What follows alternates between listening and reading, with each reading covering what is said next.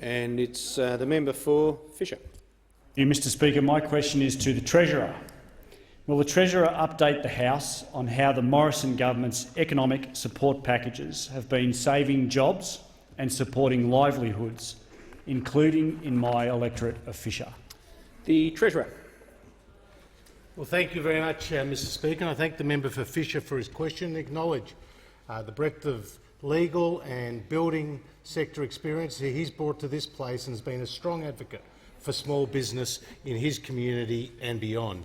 Now, Mr Speaker, Australia has confronted a 1-in-100-year event with the global pandemic, namely the coronavirus, and the impact across the world has been devastating. In the United States, we've seen more than 100,000 deaths and 40 million jobless claims. In the United Kingdom, we've seen more than 40,000 deaths and weeks of lockdown.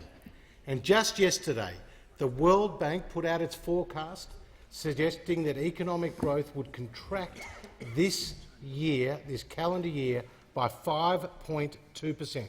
To put that in context, in 2009, at the height of the GFC, the global economy contracted by 0.1%, Mr Speaker.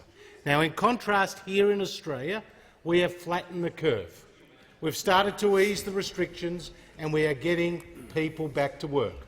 And in the March quarter, in the national accounts, as a direct product of the social distancing requirements and the travel restrictions that were in place, we saw the economy contract by 0.3%.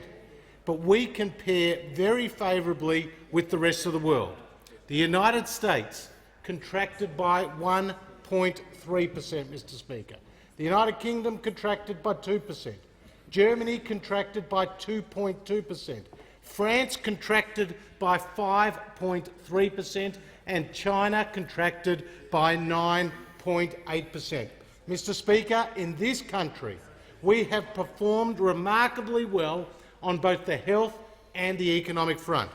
And the Morrison government continues to support business with an accelerated depreciation allowance, with indeed other measures like the JobKeeper program, which is supporting millions of employers and employees across the country.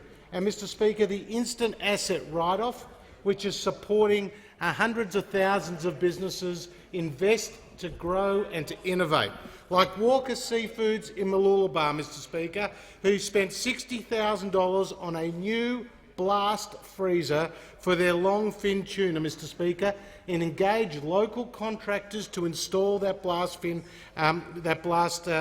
Mr Speaker. And according to Heidi from Walker Seafoods, she said due to the instant asset write-off, the cash flow boost and the JobKeeper program, we have kept all our 50 employees fully employed and our business operational. That is the message from the Morrison government.